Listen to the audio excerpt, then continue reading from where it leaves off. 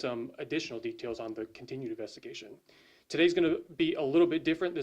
We're going to do this first part in English fully, and then for the benefit of any Spanish-speaking folks in our community, we're going to do an abbreviated second version that's going to be in Spanish. So we'll get to that part just after this first part, okay? So for everyone's benefit, let me recap the information from the initial investigation that we've already put out in the media release on Sunday. Officers responded to a two-vehicle crash in the 2000 block of West Airwood Road on Saturday, August 5th. That's in the Steel Creek Division. Upon arrival, they located a Ford Mustang off the roadway against a tree with damage on the passenger side of the vehicle. The driver of the Mustang had sustained serious injuries and was transported by medic towards a local hospital.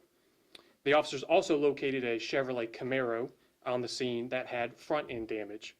The driver of this Camaro had fled the scene on foot after the crash. Thanks to information provided by witnesses on the scene and thanks to the fantastic work of the responding initial officers, that driver was quickly located and taken into custody. Tragically, the 17-year-old driver of the Ford Mustang died while en route to the hospital. His name was Ivan Morales Galvez.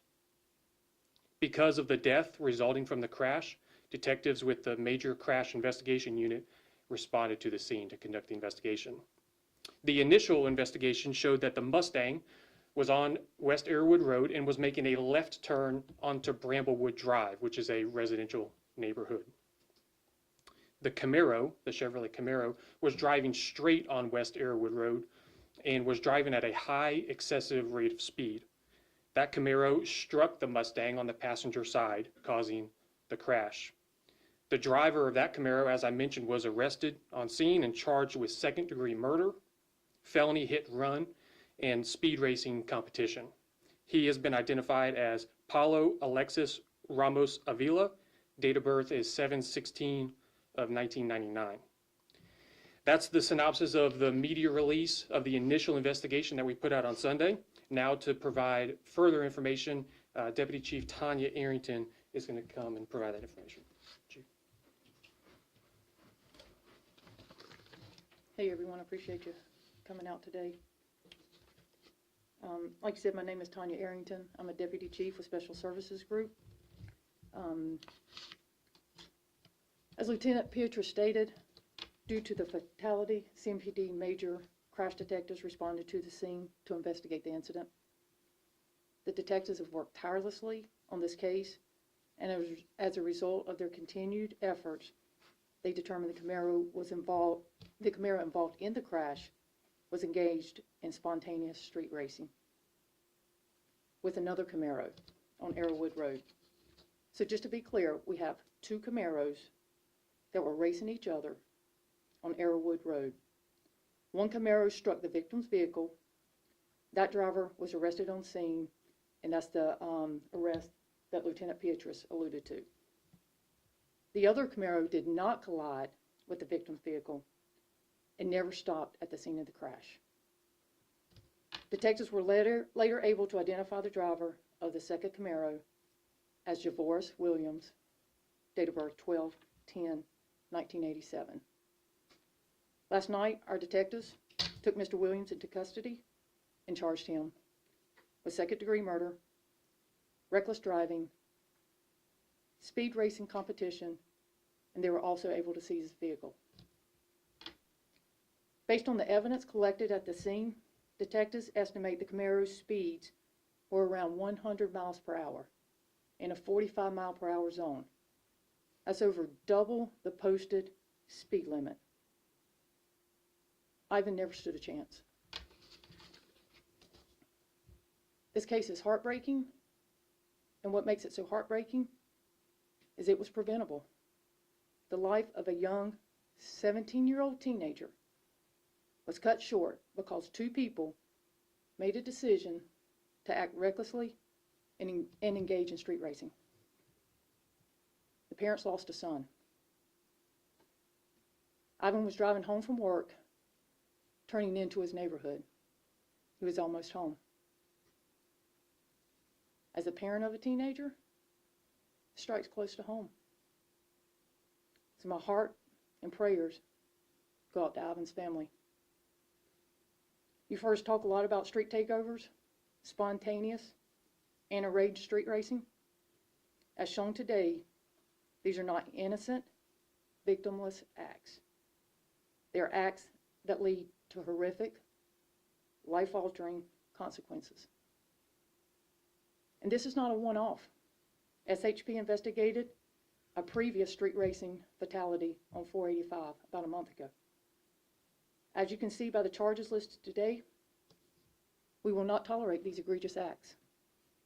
And we will use the full extent of the law to include seizing your vehicle to ensure no one else has to lose a loved one. Deputy Chief Arrington can take a couple questions if you have them now. The new law that went into place in the state, did that play any part into this and the charges that were brought on this? Did that help, or was that something different? So that doesn't go into effect until December. And so, we kind of discussed that. Would that have prevented this? And with it being spontaneous, no, not necessarily. Go for it. Do you know if it was just two drivers, were they part of a larger group that we generally see in these takeovers? No, so we wouldn't classify this as being part of a larger group or street takeover, and that's kind of why we refer to it as spontaneous street racing. So two individuals, it's not planned, it's not prearranged, not part of a larger group, but they get together and for whatever reason they decide to race down the road. Ramos Avila told detectives that he was coming back from Compare Foods. What else did he tell you? Did he know this guy he was racing? What may have sparked them to start racing? Just two Camaros? Yeah, I don't have that information. What can you tell us about the victim? You said he was on his way home, but what have y'all learned about the person he was, the person lost here? I don't know the specifics about him other than him being 17 years old, coming home from work. So I would assume he's a responsible young man just trying to make it home to his family. You guys found one of the suspects there at the scene. Talk about the work, though. How on earth did y'all find the person he was racing after he left the scene? So I think it goes back to the phenomenal work of our detectives. My understanding is they were able to get some video. From that video, we were able to identify the second vehicle, and from that, they were able to locate the driver and place him under arrest last night. Have any of these suspects been involved in previous street racing, street takeover stunts? No, these were two names that were not familiar with us. I know this entire year we've been talking about street takeovers. Where does this take things and the battle against this here in Charlotte now that we have a death that has happened here? Yeah, so we've been talking about this for a couple of years now, right? And that's why we've been very aggressive in our approach to street racing to ensure it does not grow like we've seen in other parts of the nation. And, I think this new bill is really going to give us some teeth to prevent it from growing, because not only can we charge those involved, but we can also charge those spectators and ones that are blocking the streets and stuff. So, I think a lot of people see it as victimless, innocent, no harm, just driving down the street. But like I said, we've had 2 deaths in about a month, and it's anything from that. Ramos Avila, I should say, where was he found? Was he trying to hide out there nearby the scene after running away? Yes, that's correct. But hiding where? I mean, where was he found? My understanding was he was in some bushes close to a house, and officers were able to locate him. I believe some citizens assisted in kind of pointing in the direction that he was last seen running. It's kind of hard as a driver, of course, I would imagine, to see this even coming when you're just turning into your neighborhood is what it sounded like. But what is the department's message? Because that's a residential area and street racing is even happening there. Yeah, I think the message is that we will not tolerate this, that we will use the full extent of the law to prevent it from happening again. And then once again, the message is it's not victimless, it's not innocent behavior. There are consequences for it. So these 2 individuals, their lives are forever changed. Their families' lives are forever changed. Ivan's family, forever changed. Will there be any type of launch of a task force, something to tackle street racing and takeovers here in the city? I don't think we're at a point where we need necessarily a quote-unquote task force. I think with the enforcement efforts that we've had, we've been able to work with individuals that are wanting to do legitimate meetups. I think it was this past weekend, we had like 125 cars that met up at a location. People were behaving themselves, they weren't doing burnouts and stuff like that. We support that all day long.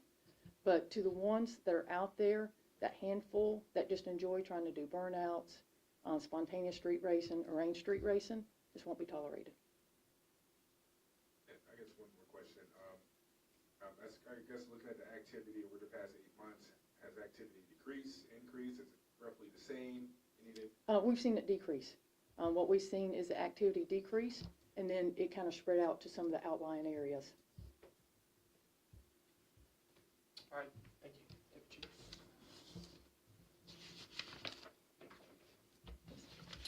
So on behalf of the entire Charlotte-Mecklenburg Police Department, I want to extend our heartfelt condolences to the family of Ivan Morales Galvez. This case is an example of careless behavior with a vehicle resulting in tragic consequences.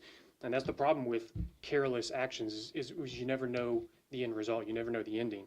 And that's why they're extremely dangerous. And that is why they need to be avoided, and we need to put a stop to this.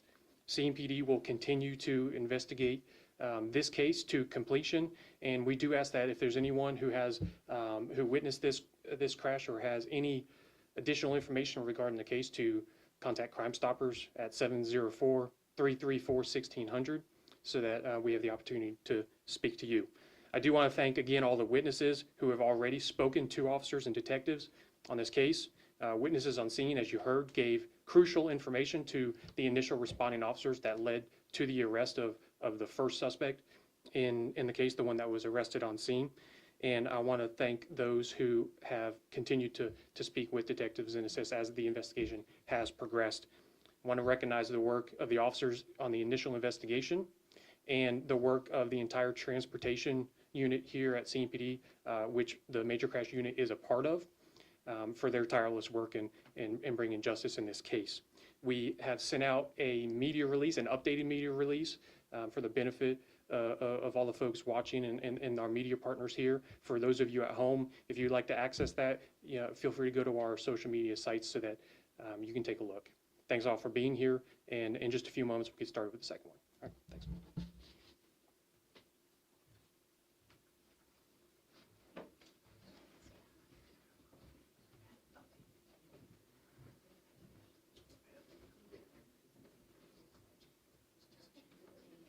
And for those of you that don't need the Spanish version, you guys can break down and go ahead out.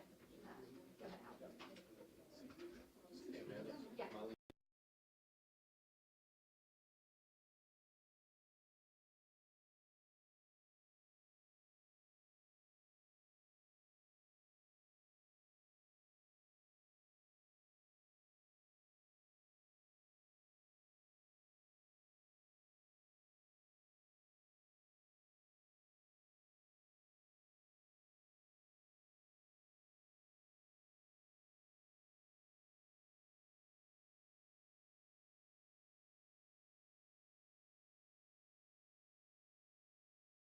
I think they're calling it a recreational district or tourism district. Once that's passed, we'll know what we can do from a zoning perspective, and also to give us a clear